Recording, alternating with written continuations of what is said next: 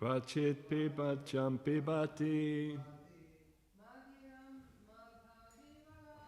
Mariram madavivala. Asnatyam kvachit ashnati. Yakshatyam sahayakshiti. Kvachit pibatyam pibati. Mariram hadavivala. Asnatyam kvachit ashnati. Yakshatyam sahayakshiti. So, as I said, there are a number of different verses. Can I put that there? Is that all right? I think I'll have it. Yeah, it's just too much to go for the translation. So I'll just read the translation, and there are five verses here that we're doing. So, is the video now working? Yeah, it's okay. So for those that have just joined us, it's Śrīmad Bhāgavatam, 4th Canto, chapter 25, verses 57 to 61. And this is the translation. When the queen drank liquor, King Puranjana also engaged in drinking. When the queen dined, he used to dine with her. And when she chewed, King Puranjana used to chew along with her. When the queen sang, he also sang. Similarly, when the queen cried, he also cried. And when the queen laughed, he also laughed. When the queen talked loosely, he also talked loosely. And when the queen walked, the king walked behind her. When the queen would stand still, the king would also stand still. And when the queen would lie down in bed, he would also follow and lie down with her. When the queen sat, he would also sit. And when the queen heard something, he would follow her to hear the same thing. When the queen saw something, the king would also look at it. And when the queen smelled something, the king would also follow her to smell the same thing. When the queen touched something, the king would also touch it. And when the dear queen was lamenting, the poor king also had to follow in her lamentation. In the same way, when the queen felt enjoyment, he also enjoyed. And when the queen was satisfied, the king also felt satisfaction. Purport by His Divine Grace, Srila Prabhupada. The mind is the place where the self is situated, and the mind is conducted by the intelligence. The living entity, situated within the heart, follows the intelligence. The intelligence is herein depicted as the queen, and the soul, under mental control, follow the material intelligence just as the king follows his wife. Conclusion is that the material intelligence is the cause of bondage for the living entity. The point that one has to take to spiritual intelligence is to come out of this entanglement. In the life of Maharaj Ambarish, we find that the great Maharaj first engaged his mind in the lotus feet of Krishna. In this way, his intelligence became purified. Maharaj Ambarish also used to use his other senses in the service of the Lord. He engaged his eyes in seeing the deities in the temple, nicely decorated with flowers. He engaged his sense of smell by smelling the flowers, and he engaged his legs by walking to the temple. His hands were engaged in cleansing the temple, and his ears were engaged in hearing about Krishna. His tongue was engaged in two ways, in speaking about Krishna and in tasting prasadam offered to the deity. Materialistic persons who are under the full control of material intelligence cannot perform all these activities. Thus, consciously or unconsciously, they become entangled by the dictations of material intelligence. This fact is summarized in the following verse. Amagana timirandasya gananjana shalakaya chakshuram militam yena tasmai shri guruve namaha. Vanchakalpa tarubhyascha kripa sindhu bhayevacha patitanam pavanebhyo vaishnavebhyo namo namaha. Shri Krishna Chaitanya Prabhu Nityananda Shri Advaita Gadadhara Shivasadi Gaura Bhakta Vrinda. Hare Krishna Krishna Krishna Hare Hare Hare Rama, Rama Rama, Hare Hare. So here we see this poor king, Puranjana, following his lovely queen around. So, again, as we understand, Narad Muni has placed this story before us. It's an allegory. It is a way that we can learn something through a story. And even in the Christian world, back in the 15th century, they would also do these allegorical stories. One that comes to mind is, it's called the Everyman Play. Has anybody ever heard of this, the Everyman Play? The Everyman Play, the central character is a flawed individual, right? This is how I'll read out what it was. It's a morality play. So in the past, the Christians would also have these sort of stories to enlighten people or enliven people to take up devotional service, to take up some sort of spiritual life. So the morality plays were in particularly very popular in the 15th and 16th century. And they used an allegorical story to teach a moral message. This is exactly what Narad Muni is doing here with King Prachinabhari. And then it is underpinned by Christian values and Christian teachings. The character personified abstract qualities of goodness, evil, virtue, and vice, which engaged in a battle with the soul of mankind figure. After giving to the temptation of worldly pleasure and sin, the respective human repented and was saved just in time to go to heaven. So this is the story. It was about this guy who, representing all of humanity, is struggling with the forces of material nature and the mind and intelligence to actually live a positive Krishna-conscious, God-conscious life. So that was very important. There's also another story, again in the Christian tradition, which is possibly the second most popular book ever written. What do you think the most popular book that was ever written is, especially in the Western world? The Bible. Yeah, exactly. What do you think the second most popular book is in the Western world? Any idea? No? Has anybody ever heard of The Pilgrim's Progress by John Bunyan? Yeah?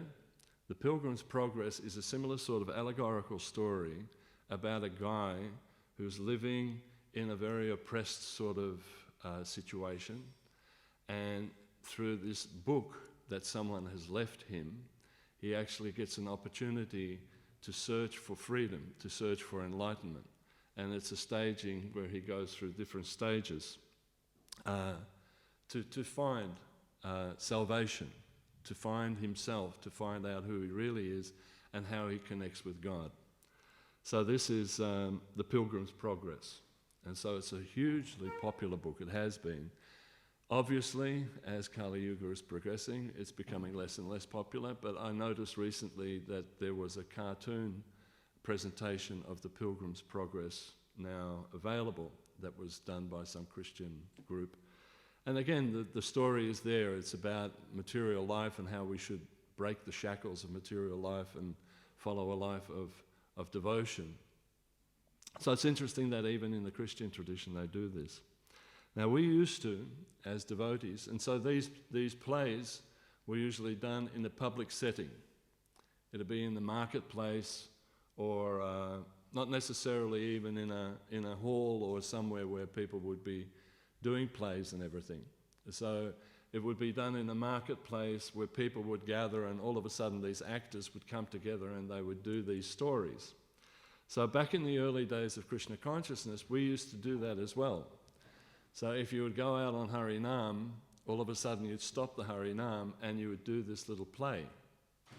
And people were fascinated by that. People were really enthralled. What the hell's going on here? You know, all of a sudden there's this play happening, like the bird in the cage, you know. Like a devotee would come out and have a cage with like a puppet dead bird, right? And he would sing out, and he'd sing out, "Look at my cage, look at my cage."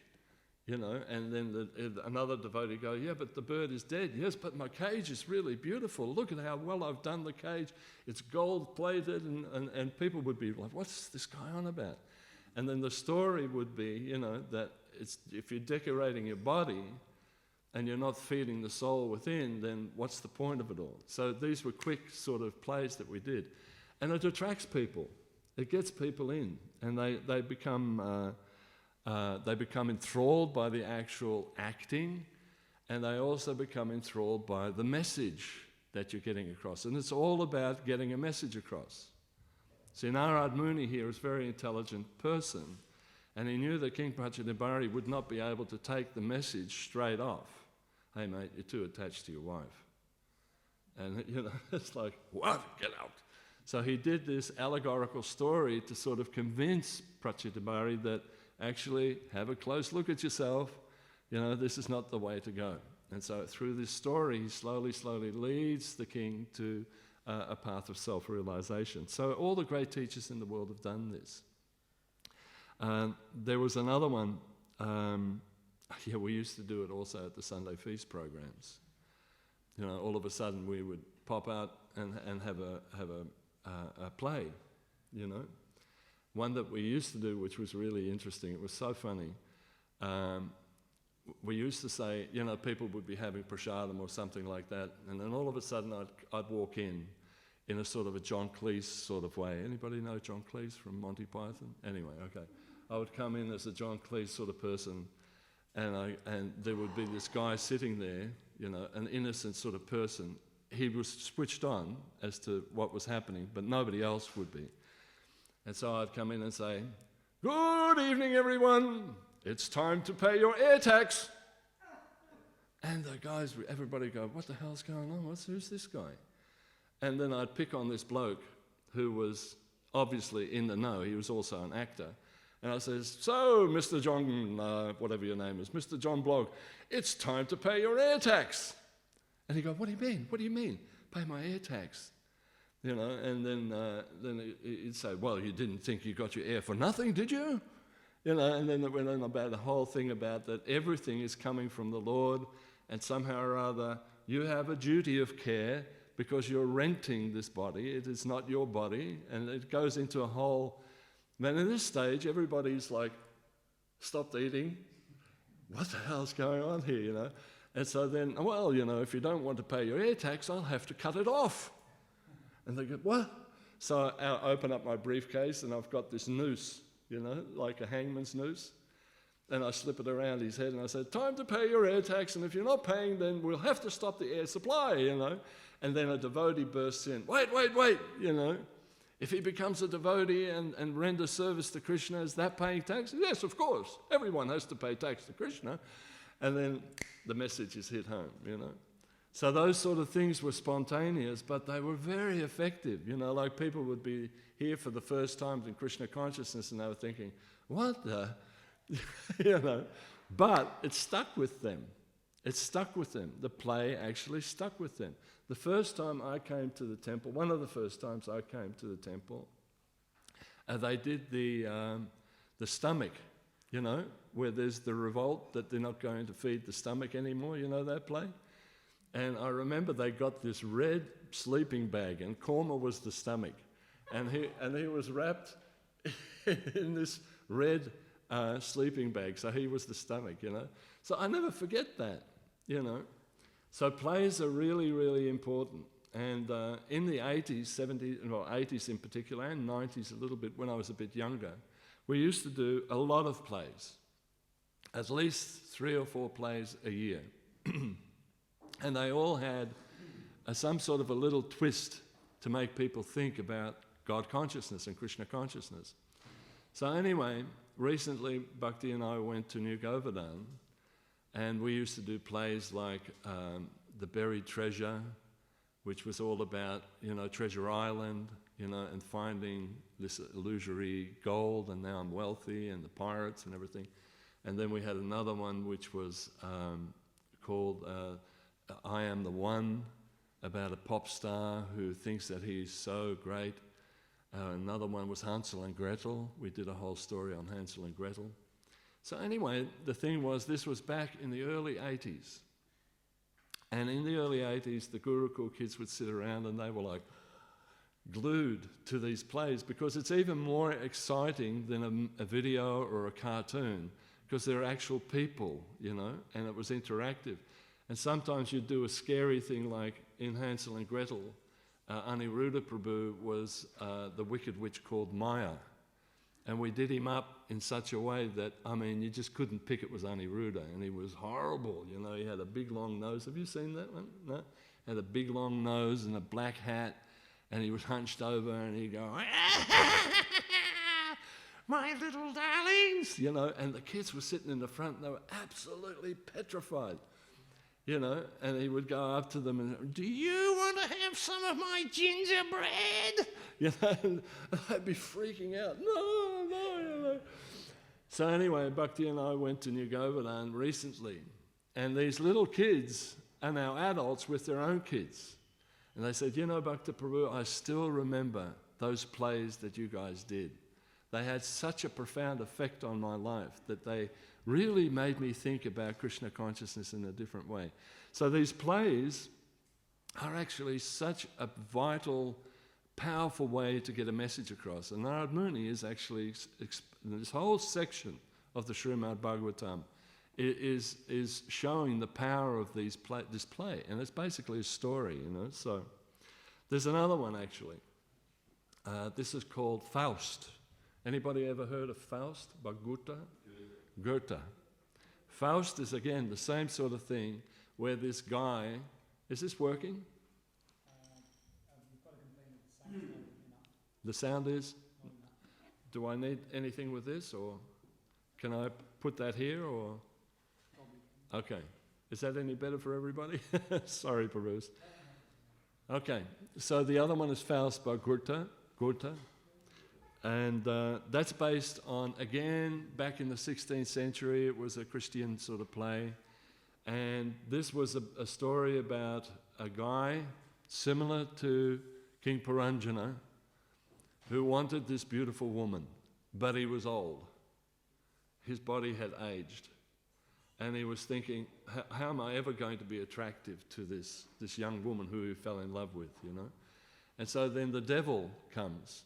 And it's an opera, actually, also. It's a play and it's also an opera. There's two operas. The Gounod opera used to be the most famous in the world. That's the one, right? Yeah. And then there's the other one as well. Which is by, there's one by Berlioz, and there's an Italian composer too. There were three Fausts. Anyway, the basic storyline is that, you know, he's somehow or other really desiring material enjoyment. And then from the stage, from the bottom of the stage, this devil figure comes up. There's a whole lot of smoke, and this devil comes up and in a big, deep voice, oh, you know, like the whole opera sort of thing. And he comes and he tells this poor innocent person that if you want this beautiful woman and you want wealth and you want everything, then you have to surrender your soul to me. You have to give me your soul. So that means he's captivated by material lusts completely, you know. And so he does. And consequently, all the miseries that permeate from that. So this actually is this Faust, which was a story back in the 16th century, has been continuously being shown in different operas and everything. And believe it or not, it's being shown again in Melbourne, and it started yesterday, I think, in the Regent Theatre. And so this whole opera on Faust about how the devil is swaying this person from devotional life is again being professed. So there's still so much interest. There's still interest in this sort of thing. So in the same way, this allegorical story of Puranjana is supposed to give both King Pratyanabharachi a message. He wants a message. And it's like that every man play or every person play. It is not necessarily just for the male sector of the population. It is for both the male and female association. This is a way of understanding that we all have to become Krishna conscious. And sometimes we have to present our message in a particular way that is attractive to people.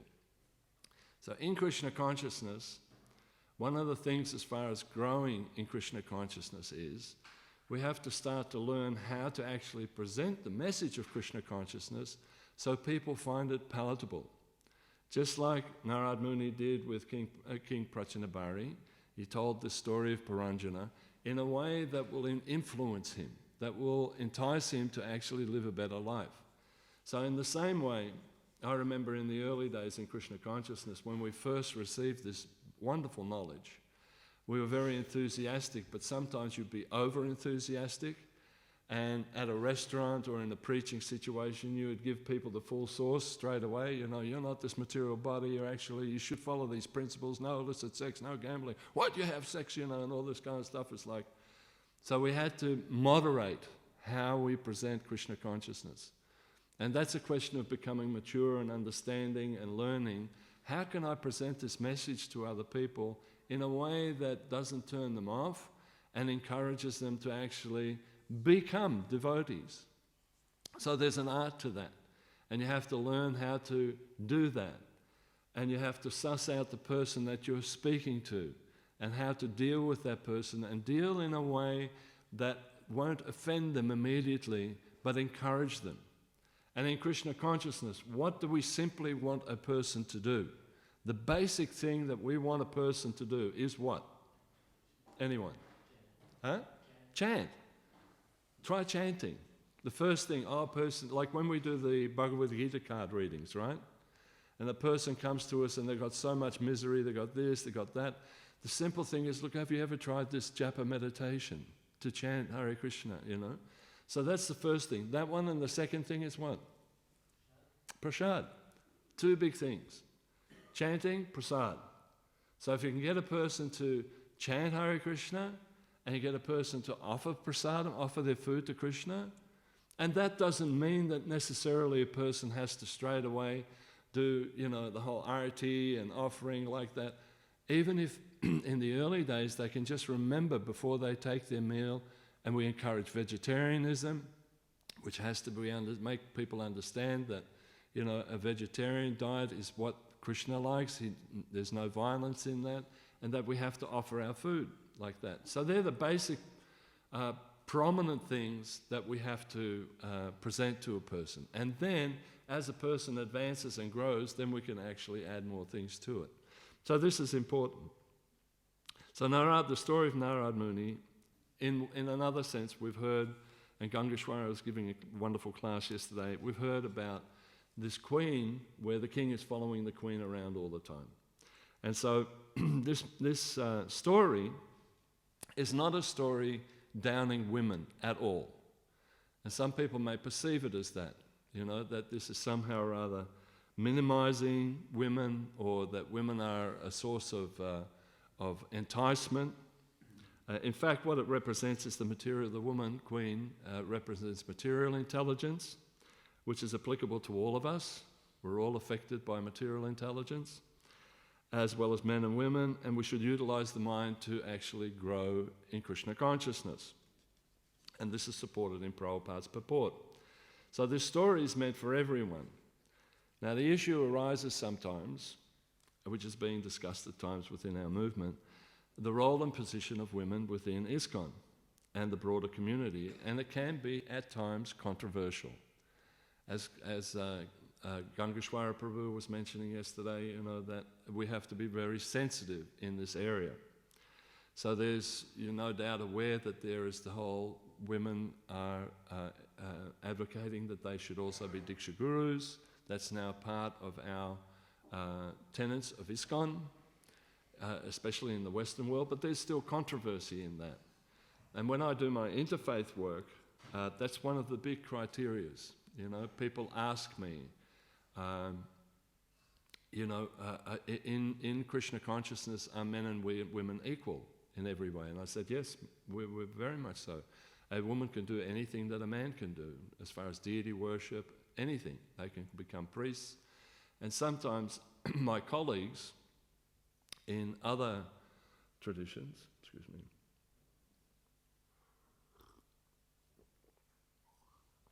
they find it really astounding that actually we're so advanced that we allow women to be priests and everything, because in the Christian tradition, especially the Catholic tradition, women are still not allowed to be priests. They can't do the sacred sacrifices. In the Jewish tradition also, it's only the less orthodox that allow women to become rabbis. And so they're astounded. And so they also ask very often, can women become spiritual masters, teachers?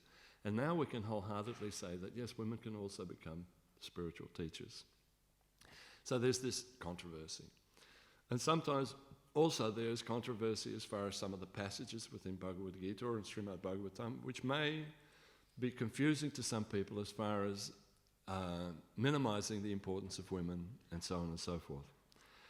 So the thing that must be remembered is that we're all coming from a very checkered past. Before we became devotees, we were all in a demoniac sort of understanding. And being in ISKCON for a number of years, we're still slowly getting out of that material sort of consciousness, that demoniac sort of consciousness, and becoming more saintly.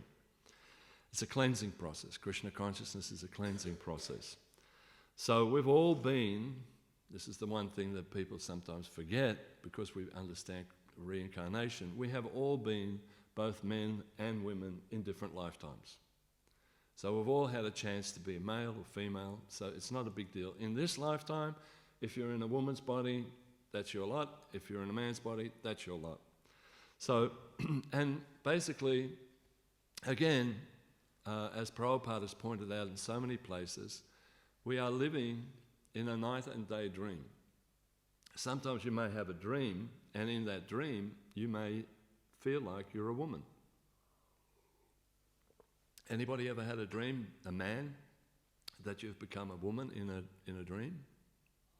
Any woman has ever had a dream that perhaps you become a man? I know some people do.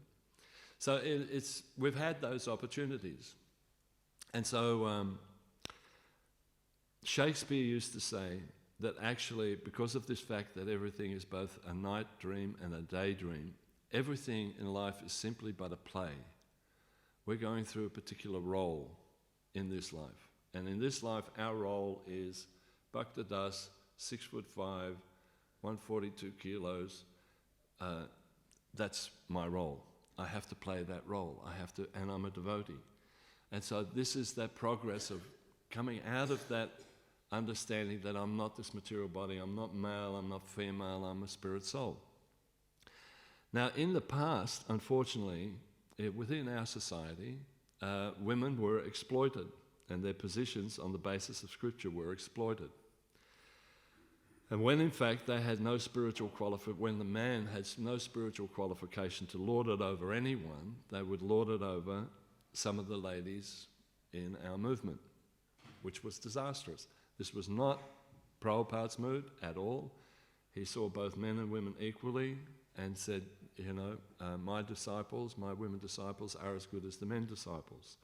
But unfortunately, some people took it that they were negative to our lady devotees. And consequently, what happened was a lot of the women at that stage were traumatized, abandoned, and suffered, and some were actually even physically abused. And so this was a big setback to our movement. And the issue is that has changed, obviously, with growth and with the advancement of people's consciousness and rising to spiritual consciousness. That's now changed. But the thing is that it was there in the past. And so the issue of women in the broader society is a huge issue at the moment. Everybody heard of the Me Too movement, where women have been abused? Has any of the ladies heard of the Me Too movement? The Me Too movement is where women are exploited by very wealthy people or influential people, and they get away with it. And they've gotten away with it for many, many generations. And now people are coming out and saying, how can you do this, And so women are not being exploited anymore, and women are getting the strength to actually say, hey, hang on a tick, this is not right. There's a whole big case at the moment with some people that are royalty, even high up people. And so the thing is that women have been exploited over the years, and as such, society called on leaders to try and address this situation. Now in ISKCON, we are the leaders spiritually. Now people may not realize that completely at this point of time, but it is a fact. When you deal with different other faith traditions and stuff, we really have got such a wealth of knowledge that we can pass on to society. And Prabhupada said actually that the Krishna consciousness movement in the future will be the leaders of the world. And so this leadership is a thing. So the leaders in today's society, the materialistic leaders, are really promoting things like family violence programs, because there's statistics as far as violence against women is escalating.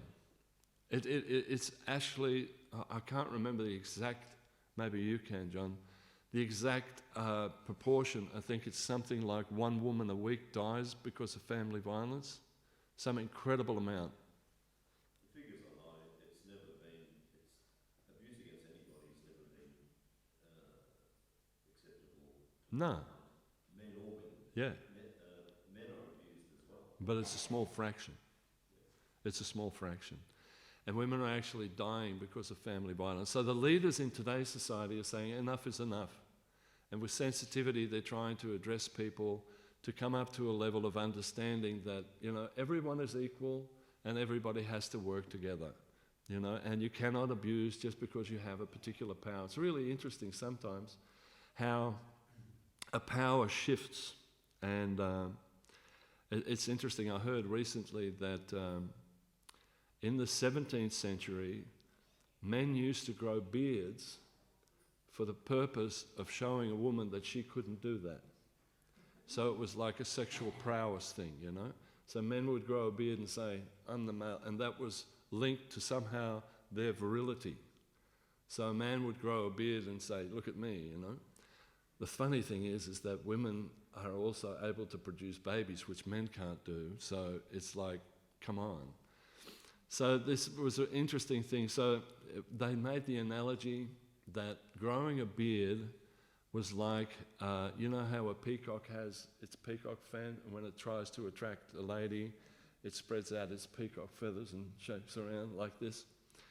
So the beard somehow or other showed the lady, hey, look at me, baby, I'm really virile, It didn't work. So anyway, it looks like nowadays also, some more men, it seems like, and there's a trend, all of a sudden people are having beards and then they don't have beards, and then they grow a beard again. At the moment, it's a bit of a trend to have a beard. And it's sort of like a status thing, and who knows why. Sometimes people actually do these sort of things because they feel threatened by women. Because now women, if you take the point that actually men and women are equal, and they're as intelligent and competent as men, then, hey, hang on a tick, I'm losing my edge here. I should be, I'm much stronger, and so men become threatened, which is unfortunate. So anything that a religious institute presents in regards to women's rights, etc., is treated with suspicion. Hence, when we're dealing with the broader community, when we're dealing with other religions and stuff, this comes up. What is ISKCON's position on women? What is ISKCON's position? So we have to be really clear. So the suspicion is there sometimes, but suspicion is part of Kali Yuga. Nobody trusts anybody else. The government's out to cheat me. This one is suspicious of that one. And it's the age of quarrel and hypocrisy. And to counteract these effects, we strive to counteract them by developing Vaishnava relationships. Vaishnava relationships. Vaishnava relationships are based on Vedic knowledge.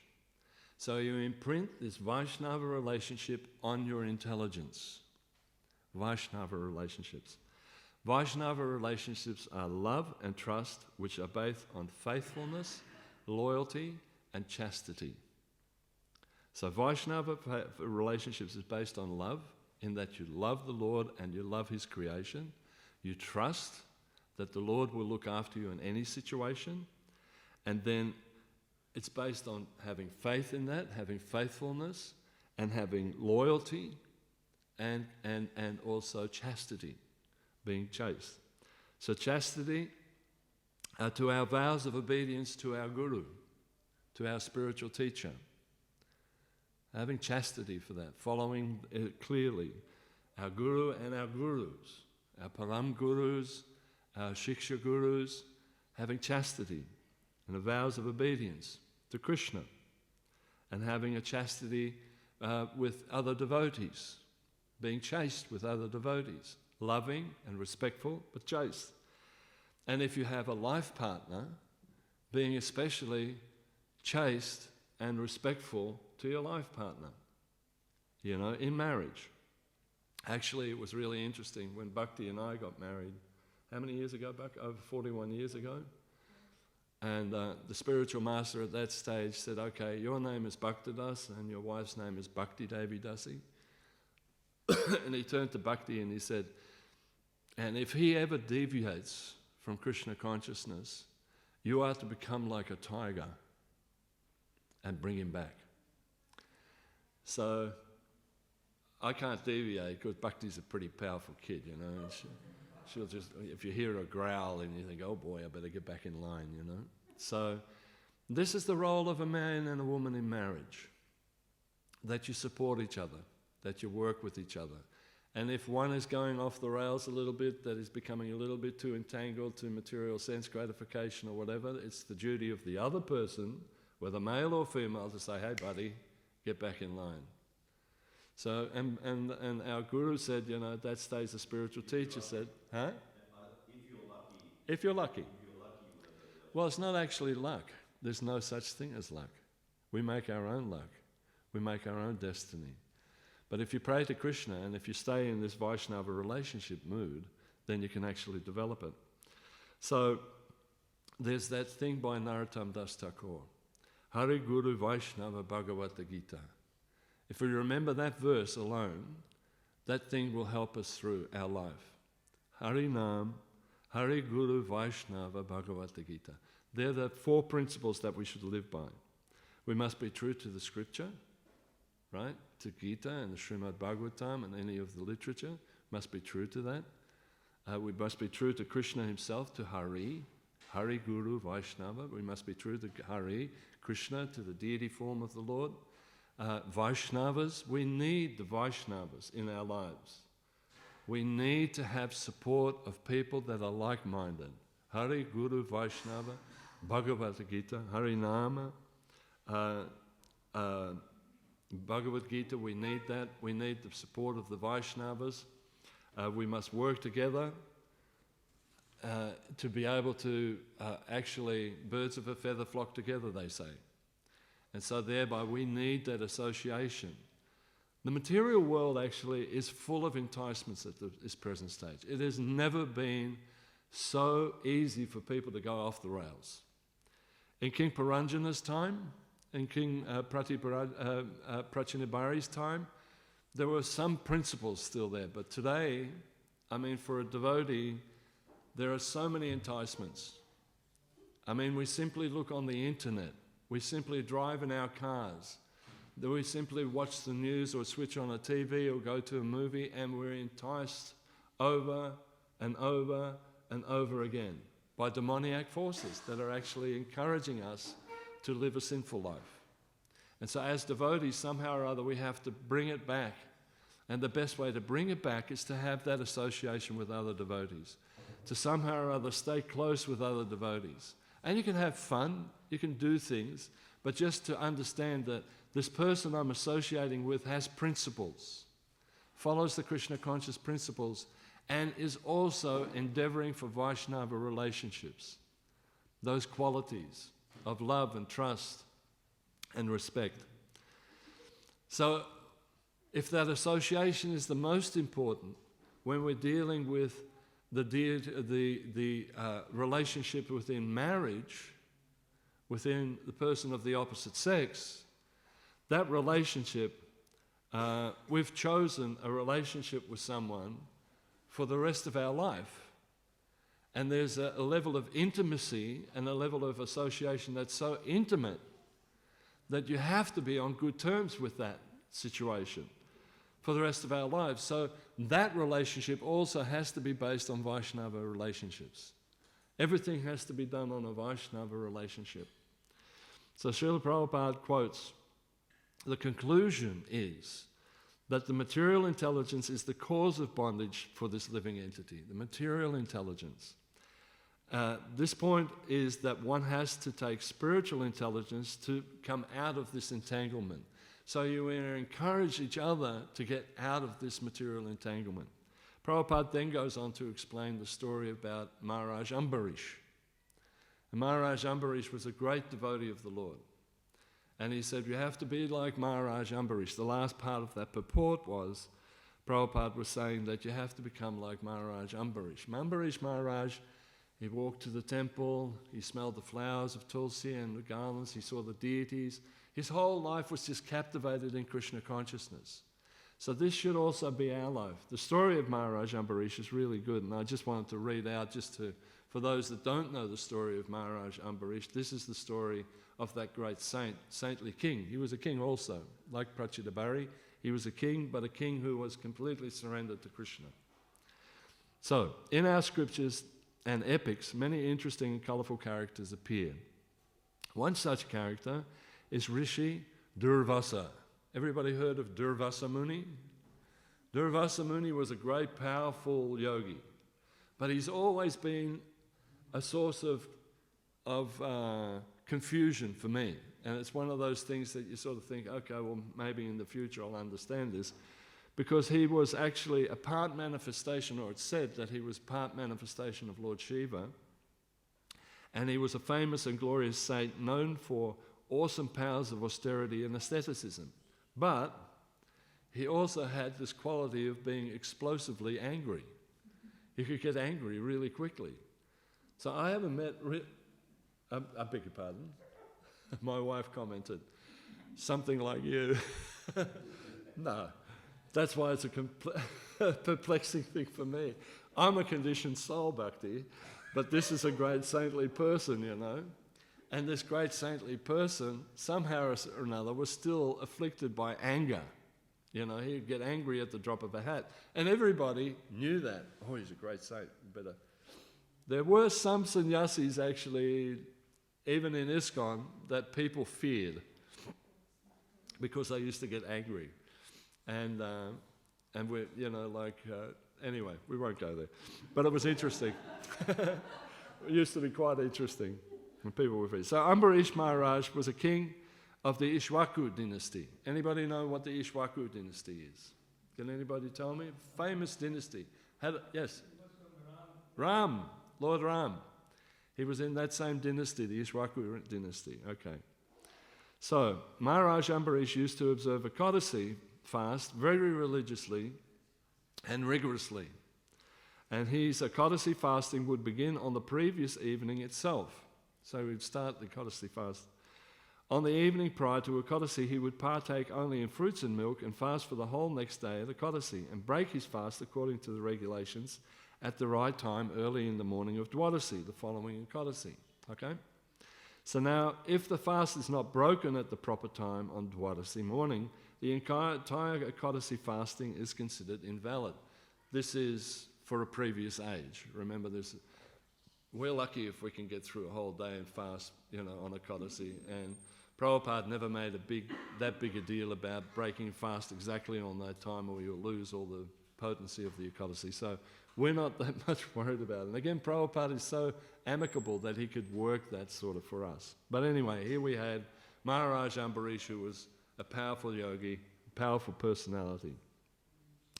So, even Indra, the king of the demigods, was shaken by the power of his fast.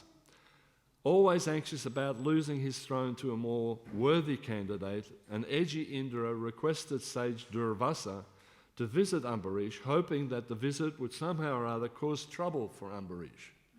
So here they go, they're plotting, you know, I'll get this guy out of here, you know. So Durvasa Muni arrived at Ambarish Maharaj's palace in the wee hours of the morning of Dwadasi, when the time to break the Ekadasi fast was close.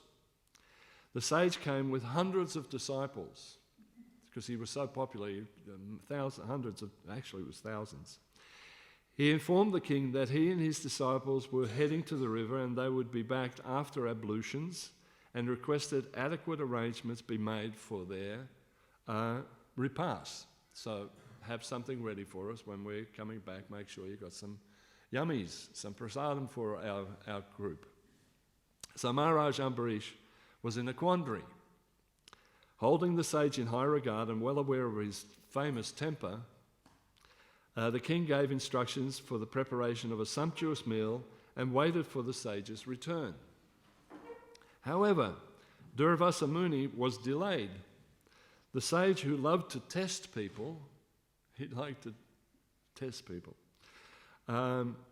deliberately tarried at the river, knowing that the time of breaking fast was at hand. As the time for breaking fast arrived, Maharaj Ambarish consulted his royal guru and other priests, and taking their advice, made an offering to the devas and kept a part aside for Durvasa Muni.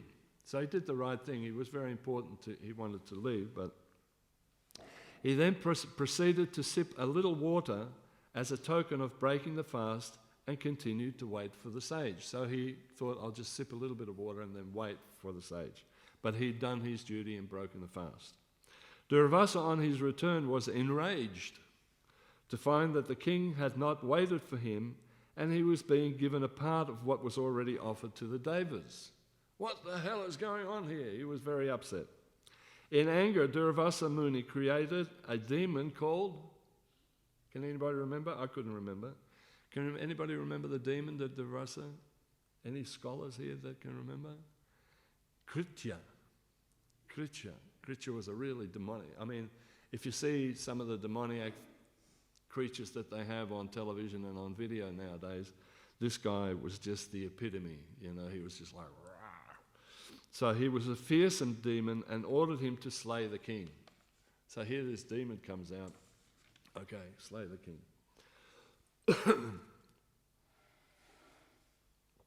Kritya charged forward to Ambarish and to attack him. Ambarish Maharaj, who was absolutely, as Prabhupada has pointed out in his purport, was absolutely surrendered to the Lord, and simply joined the palms of his hands and fixing his mind on Lord Sri Hare, he prayed for his grace. Here is a classic example for all of us. When the monsters of material life come to attack us, when the monsters and the demons of the material connections come to attack us, come to attack our mind, like Maharaj here, he surrendered, simply joining, fixing his mind and intelligence on Krishna, and he just allowed whatever, prayed for his grace. My Lord, I'm your servant. Sri Hare invoked his infallible weapon, the Sudarshan Chakra, which instantly destroyed Kritya. And the chakra then started chasing. Who did it start to chase after that? Durvasa Muni. So they got this, and Durvasa Muni is going, oh no, and he starts running and running and running and running. And then he finally, I've got no place to run, so he runs to see Lord Brahma. He had that power to actually go to Lord Brahma's abode. So he goes to Lord Brahma, Mara, there's the Sudarshan Chakra is chasing me. He said, I can't do anything about the Sudarshan Chakra. You'll have to go and see Lord Shiva. We did this play too, actually. Now that I remember it, we did this play as well. So then he run, and he goes to see Lord Shiva, and Lord Shiva is sitting there very peacefully meditating. And Durvasa comes up, you have to protect me. The Sudarshan Chakra is about to destroy me. And Lord Shiva says, I can't do anything. You'll have to go to Hare. You'll have to go to Vishnu. So he runs. So how powerful is this Durvasa that he can actually see these personalities? This is what was always perplexing for me. And then he goes to Vishnu, and Vishnu says, I can't protect you. Yes, it's my Sudarshan Chakra, but you've offended a devotee. And consequently, you have to go to the devotee to seek, Hare Krishna, welcome. You have to seek the devotee forgiveness. And that's the only thing that will stop this Sudarshan Chakra. So finally, Durvasa ran back to Ambarish Maharaj, fell at his lotus feet and said, please forgive me. I didn't understand the great personality that you are. I should never have acted in this way. And Durvasa Muni and Ambarish Maharaj had no hassle at all in forgiving Durvasa Muni. So this is the great sign of a great devotee. When we're if you can imagine, this person was trying to do the best for this sage, and then the sage turns around and wants to kill him. And yet he just turned around and said, forgive you. Now, so throughout all history, we've seen that great saintly people can forgive. Even the most heinous attack at them, they can forgive. Just by they had the grace that I'm surrendered to the Lord, whatever the Lord wants to do with me is fine. Again, understanding that this is simply a play that we're in here. And this act of the play is where the drama happens, where I'm threatened with my life. And so in the response to that, Ambarish Maharaj said, sure, I'll forgive you. Great personalities have always been like that. Haridas Thakur, when he was beaten in 21 marketplaces. And in the end, they said, why don't you just die? The dacoits or those guards that were beating him, why don't you just die? Oh, you want me to do that? Okay. And he forgave them. Similarly, in the great story of our Guru, Lord Jesus Christ, where they nailed him to a cross. And he turned around and said, forgive them, Father, for they don't know what they're doing. So this, in the play of life, there are going to be instances where we have to be able to forgive, because the monsters that were trying to destroy us, destroy our Krishna consciousness, destroy our life, it's all just a play. But the point is here that Ambarish Maharaj fully surrendered to Krishna. Whatever happens, Krishna is fine. So the point of it is, the last part, Rishi Durvasa learnt that day that never ever harass a devotee of Krishna. Never ever harass a devotee of Krishna. This is the point. So you have to say that sometimes if you're being harassed, or sometimes, I remember even on Harinams in the early 70s and 80s, we used to be harassed all the time. Excuse me, you guys, there's a class on. We were harassed all the time. All the time. People would try and beat us up. People would try and do things to us. I was one of the people that used to guard the ladies at the back, only because I'm tall. At that stage I was skinny also, believe it or not. I was a skinny guy, but the temple president said, well, you're sort of tall, so stand at the back and guard the women. I said, well, I'm not competent to do anything. So anyway, that was my role. And every time we went on Harinam, there was this one person who hated me. And every time he saw that I was out on Harinam, he would come out of the pub and he would spit on me. Every single time. And again. And then we'd come around again and again, oh God. Every time, Bhakti, got another curd, we gotta wash that one, dirty, But I had to forgive this guy. This is the message. This was the part of the play which I was in, that here was an attack, And similarly, we have also in our life, we're going to be afflicted by the monsters of illnesses, sicknesses, everything is coming to us. When we're dealing with chaplaincy, we just saw that some of our devotees here, one of our dear devotees also, is afflicted with an illness. This is again part of the play of our life. And what does that devotee do? Simply surrendering to Krishna. Like Ambarish Maharaj, absolutely pray for Krishna's grace. My Lord, I don't know how this play is playing out, whether this is the last chapter of my play, but whatever it is, let me just surrender to your lotus feet. So this is the thing. So the point is, never harass a devotee of Krishna. So this can also be applied to our relationships with one another. Never harass a devotee of Krishna. So if we're harassing our wives or we're harassing our husbands, we're harassing a devotee of Krishna. So somehow or other we have to be very tolerant and have a very nice Vaishnava relationship. Remember, the Vaishnava relationship is one of love and trust, chastity, like that. So everyone has to become 100% devoted to Lord Krishna in all that we do in life, and have appreciation that everything is part of the Lord's creation. This is the Lord's manifestation.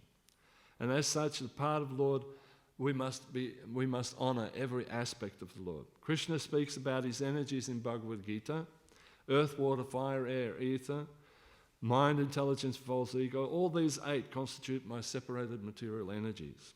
Out of the earth, water, fire, these are the gross material energies. The other 3, mind, intelligence, and ego, are the subtle energies.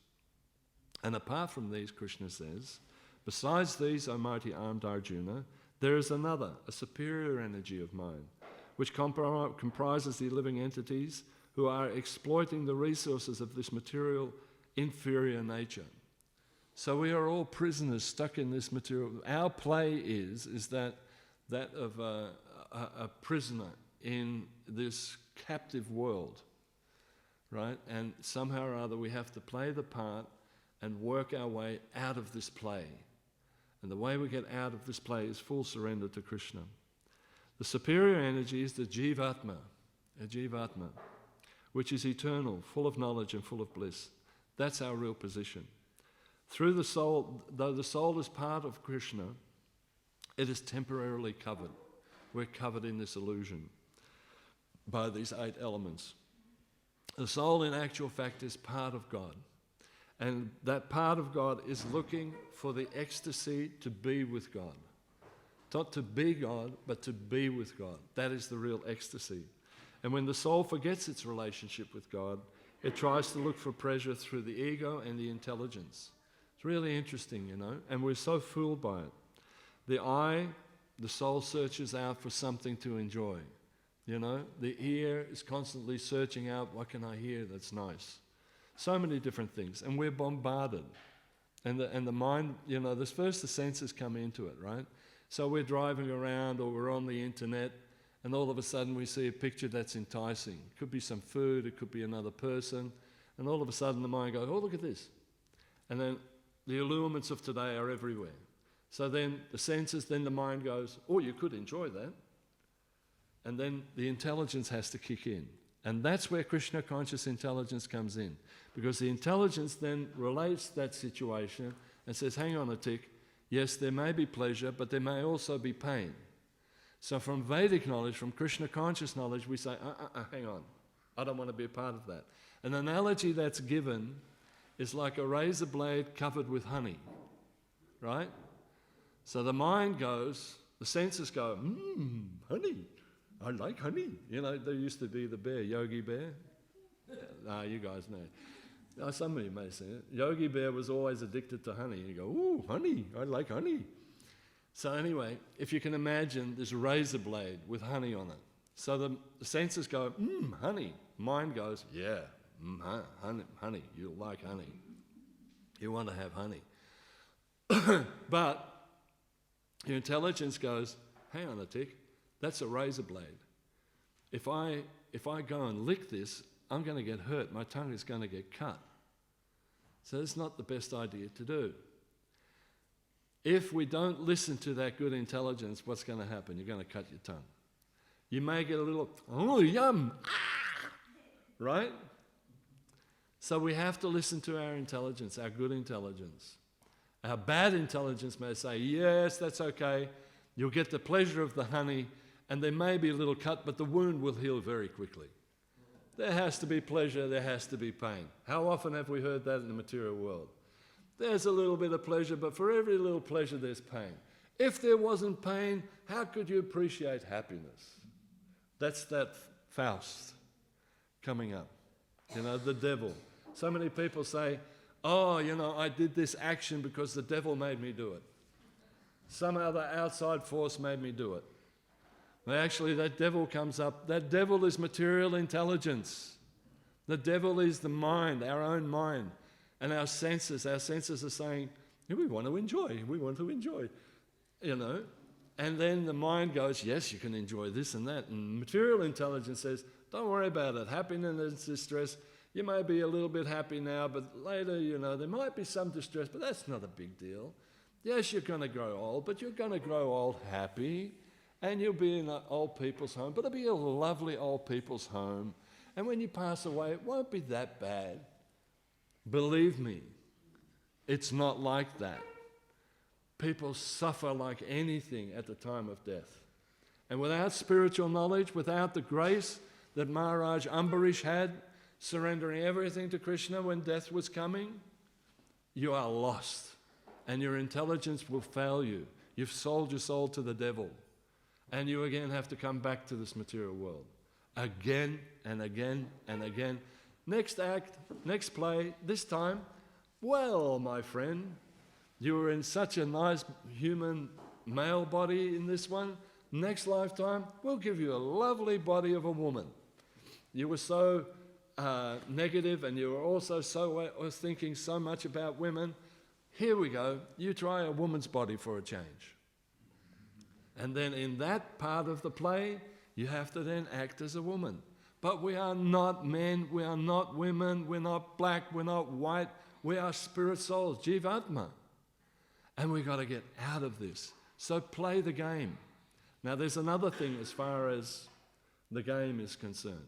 The acting, the play, the whole scenario that we're in. And we're all in this. You're the cast of millions in my play. And I'm part of your play. So the thing is, there's another trick that we do in acting. The actor has to become, what is it they say?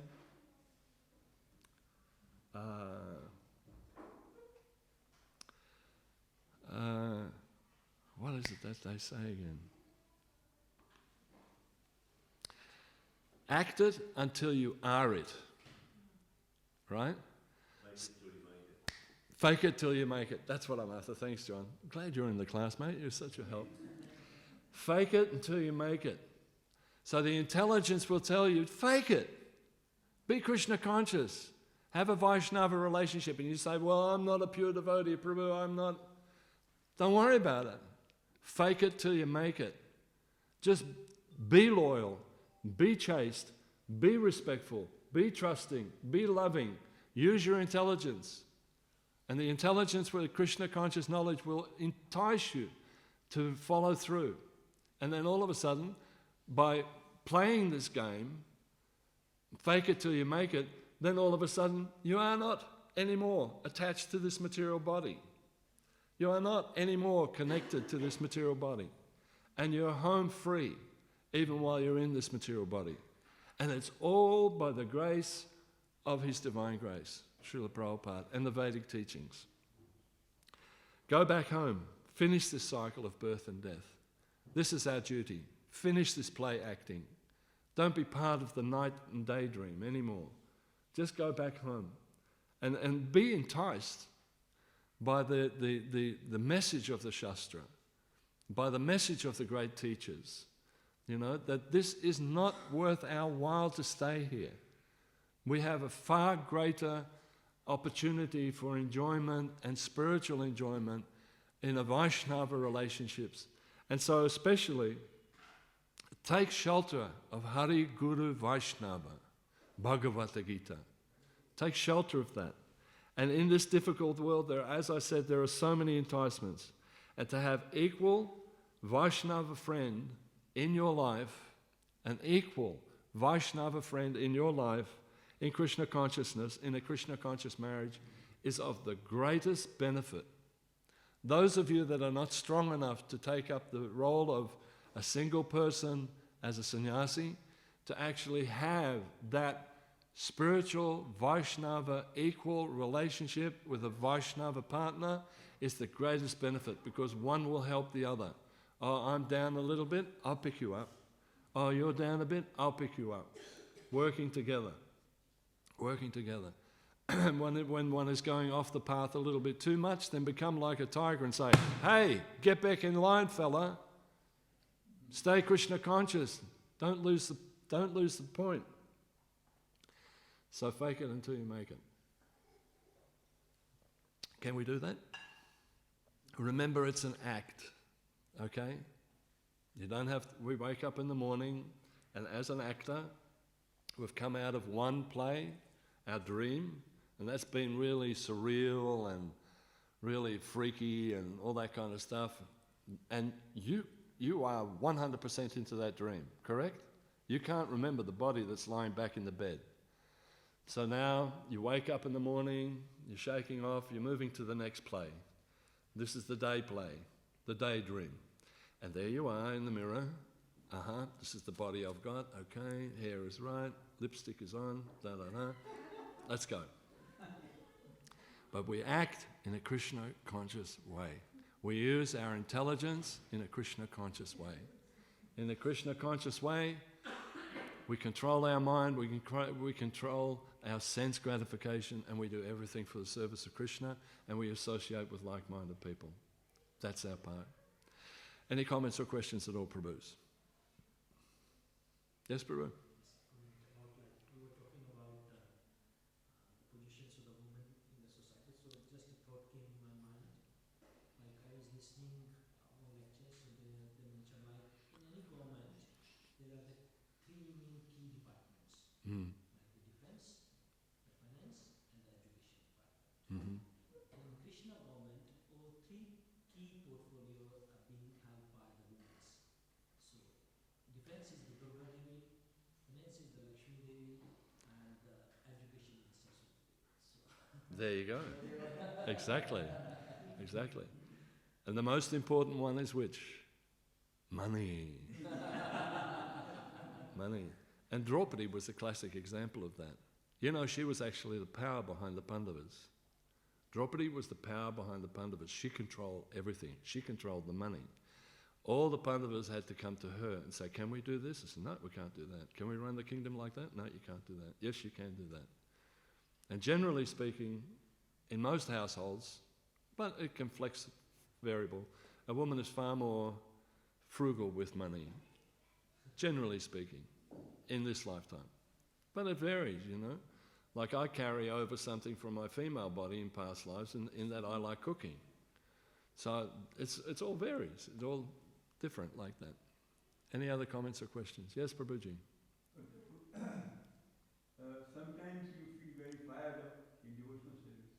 Other times you're too low. That waxing and waning. So why is there so much waxing and waning, even in devotional service? Yeah, material energy. Material energy. We, as I said, we are captured. We are prisoners. And we have to constantly remember that. We have to constantly remember we are prisoners, and we have to train our intelligence to become Krishna conscious intelligence. You know? And it's the intelligence that will override the senses, the mind, the ego. It's the intelligence. But if your intelligence is in material consciousness, and it will happen, we are conditioned for lifetimes. We have had so many plays. We've been in so many movies, you know, life movies, that we can't even remember the last one we were in, but we are always acting. And in this lifetime, you're acting as the doctor, now you're a senior person, you have to wear glasses, you're living in here and there. But you have to remember, I'm actually a spirit soul. And then you have to be like Ambarish Maharaj. Everything. How are my eyes being used in Krishna's service? And sometimes people think the only way I can be Krishna conscious is if I'm here at the temple. That's so easy. Krishna's everywhere. The deities are there, Vaishnavas are here. But then when I get home, no. You have to make your home, Prabhupada said, you have to make your home a temple. That everywhere you look, you see Krishna. Not that we have to have mundane pictures everywhere. We can have beautiful landscape paintings if it reminds you of Krishna. If you can watch a documentary, like say for example at the present stage I'm watching a documentary by David Attenborough, the seven countries, I think it's 7 continents, which he analyzes all the different life forms in a particular continent. Well, you can look at that in a material way, or you can look at it in a spiritual way, using spiritual intelligence, and you go, my God, Krishna's so beautiful. He's such an artist, he's so creative. Look at this little guy, there was this little lizard thing, you know? It looked like the most outrageous looking little creature, no bigger than this. And the way it absorbs water, it stands in the water, ugly as anything. It had horns everywhere, ugly as anything. It stands in the water and it sucks up the water through its legs. Things like that. And you think, Krishna's so amazing. So amazing. So you have to see everything tinged with the eye of Shastra, Shastra Chakshush. So if you have that, and you have to constantly remind yourself, it's not worth worrying about, this is the material world. And these demons like Kritya are coming at me all the time, you know? And recognize it, and then surrender to Krishna. Does that make sense? So what you're saying, anarthas. Huh? Anarthas which are putting us down, up and down. Anarthas. Yeah, anarthas. Yeah, and they'll come. We're conditioned for lifetimes, millions of lifetimes. One stage you were that little lizard going. One stage you were that fly that was flying around. And this is one thing I wanted to mention, actually, while I'm thinking of this. How wonderful Krishna's creation is. And we may watch a David Attenborough documentary and think, wow, this is amazing, you know. But sometimes I've even seen devotees, and this really irritates me like anything, you know, where a devotee is agitated by a mosquito or a little fly and goes, or like this. Not thinking. Have a look, if you put this little fly under a microscope, how incredibly this thing is constructed, this living entity is constructed. And there's a Jivatma in there, and there's Krishna in this little fly. How dare you destroy that? How dare you? Everywhere we go, we're increasing our karma just by breathing. If you're not Krishna conscious, you're creating karma. Be akarma. Don't do anything that is going to disrupt or disturb Krishna's creation. And we can't help it. If we've offered yoga to the Lord, you know, there's a culture in there, there are living entities in there that we're eating. But we have to first offer everything to Krishna. Again, like Maharaj Ambarish, thinking all the time about Krishna. That's our role. But I can't stand that when devotees do that. It's just like, are you for real? Don't you understand that that's what you're doing? You were once that little fly.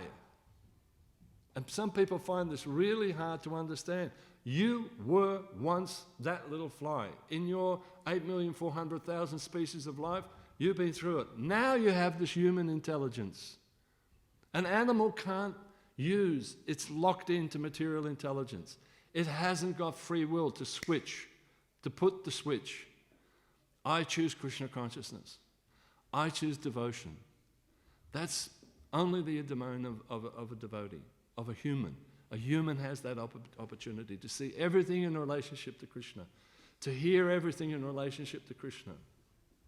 Like recently, I came across, you know, in my past, I was really attracted to a songwriter called Leonard Cohen, you know, and for some reason or other I got to listen to one of his songs.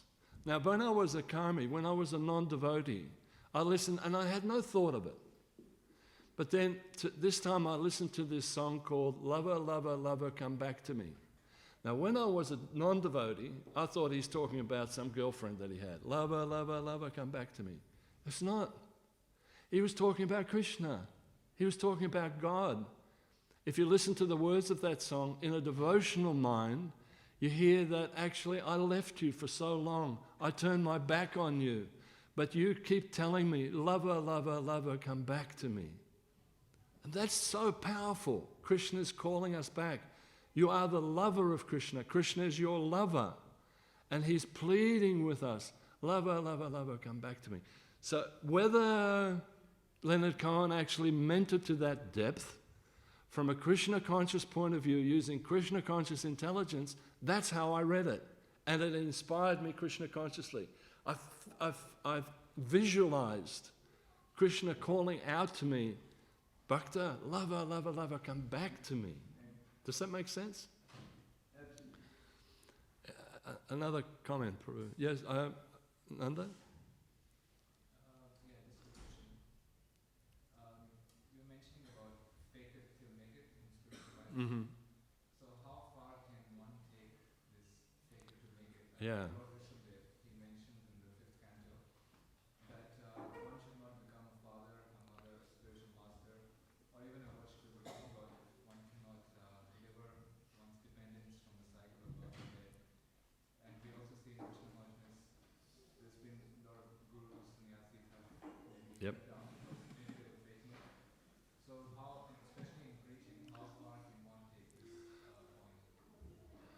You always have to have the checks and balances of your brothers and sisters, your association.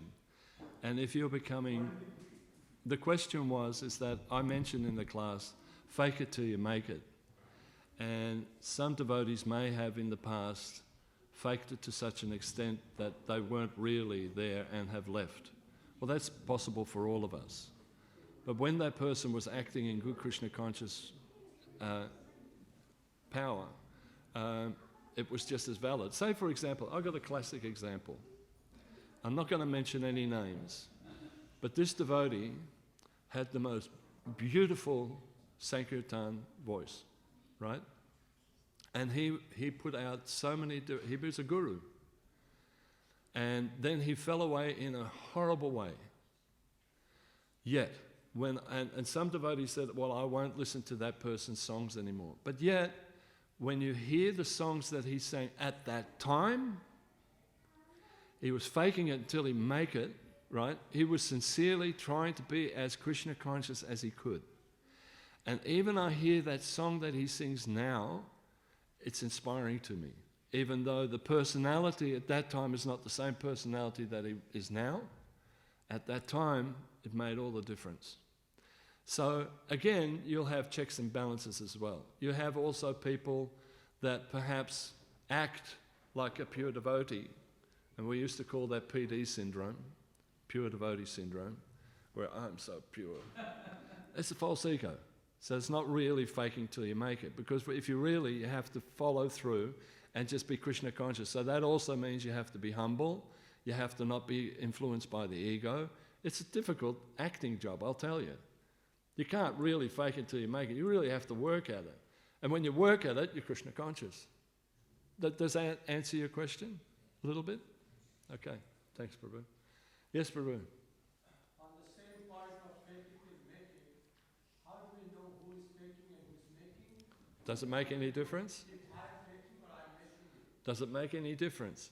If someone is encouraging you spiritually, if someone is inspiring you spiritually, whether they're there or they're not there, does it make any difference to you?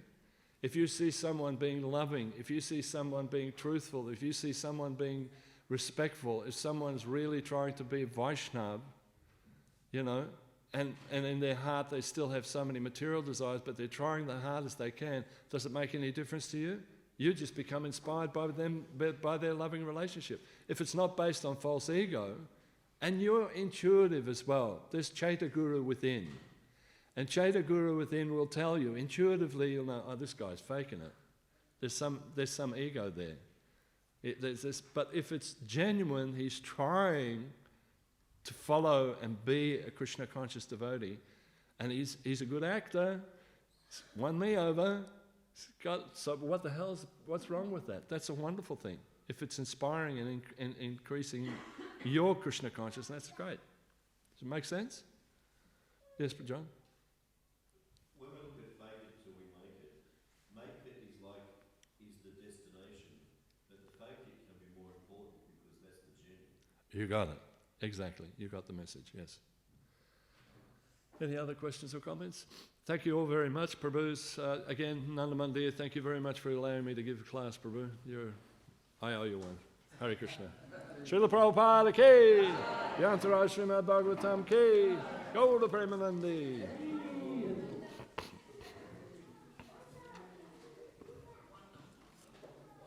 I never heard that saying, honey on the razor blade before. Very, very poignant. That's true. It's true, isn't it? I bow.